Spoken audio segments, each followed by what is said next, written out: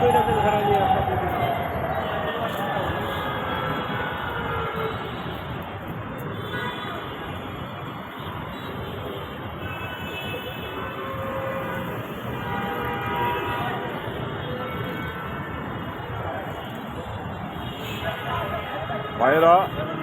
এই যে দেখুন রূপায়ণ টাওয়ার, বাংলা মোটর, বিলাসবহুল টাওয়ার। এই বিলাসবহুল টাওয়ারে 5ই আগস্ট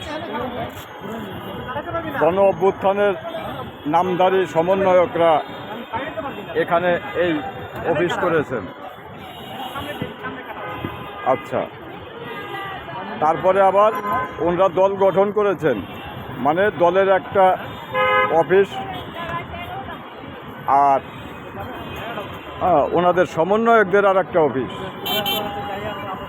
এখন এই দুটো অফিস বিলাসিতা করে যেভাবে চলছে, এই টাকা কোত্থেকে আসছে?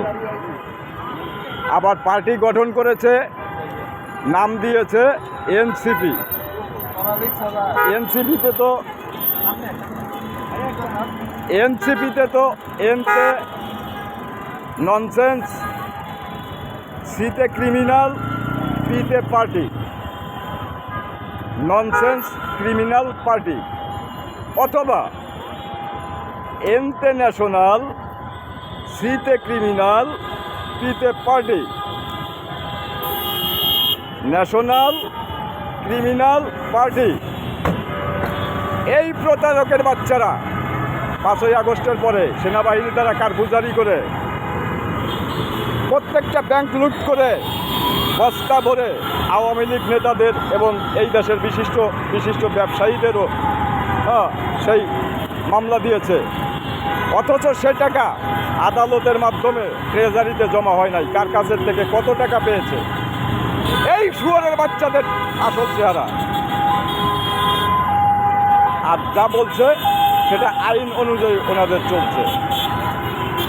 ভাইরা, এই যে বিলাসবহুল দেখুন, এই যে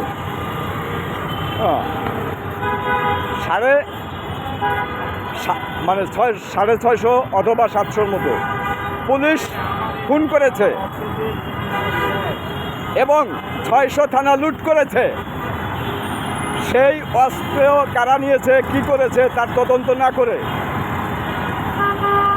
আর এই 600-700 পুলিশ যে মারা গেল, কারা মারলো, কিভাবে মারলো, সেটার তদন্ত আজও পর্যন্ত হয় নাই। ভাইয়েরা আমার, এই সমন্বয়করা আপনারা দেখছেন এখন যেখানে যায় সেখানেই মার খায়। শুধু মার নয়, ওদের ওই প্যান্ট খুলে ল্যাংটা করে তারপরে রাস্তা দিয়ে দৌড় দেওয়াতে বাধ্য করাবো, এই আপনাদের দিয়ে, 18 কোটি জনগণকে দিয়ে। কারণ ওরা যে ওয়াদা পালন করে, মানে ওয়াদা করেছিল, জনগণ, সমগ্র জনগণের আশা আকাঙ্ক্ষা তাতে প্রতিফলিত হয়েছিল যে আমরা ন্যায় বিচার চাই, সুশাসন চাই, আমার ভোট আমি দেবো, যাকে খুশি তাকে দেব, আর সুশিক্ষিত সুনাগরিক হিসেবে আমরা সারা বিশ্বের কাছে মাথা উঁচু করে দাঁড়াতে চাই। আজ কি দেখছেন এই সমন্বয়কের বাচ্চাদের? কি দেখছেন? এক সময় ছাত্রলীগদের হাত পা ধরে বাবা বাবা বলে তারপরে এই ঢাকা বিশ্ববিদ্যালয়ে রাজনীতি শুরু করেছে। বাবা বাবা বলে ছাত্রলীগের হাত পা ধরে নেতাদের, তারপরে বিশ্ববিদ্যালয়ের নেতা হয়েছে, আর এখন ছাত্রলীগ নিষিদ্ধ। এই শুয়োরের বাচ্চারা, তোরা সমন্বয়করা, এই বাংলাদেশে এমন কোনো কেউ আছে যে আমি বেঁচে থাকতে আর আমাকে তো মারতে পারবি না? আমাকে মারতে গেলে তো তোরাই সব আসামি হয়ে যাবি। আমাকে মারতে গেলে তোরাই সব আসামি হয়ে যাবি।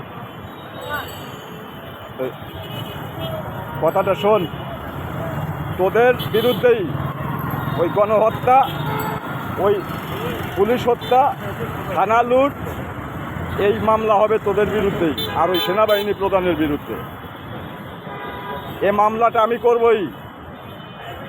জয় বাংলা, জয় বঙ্গবন্ধু, সুখী হোক 18 কোটি জনগণ, সবাইকে আমার সালাম।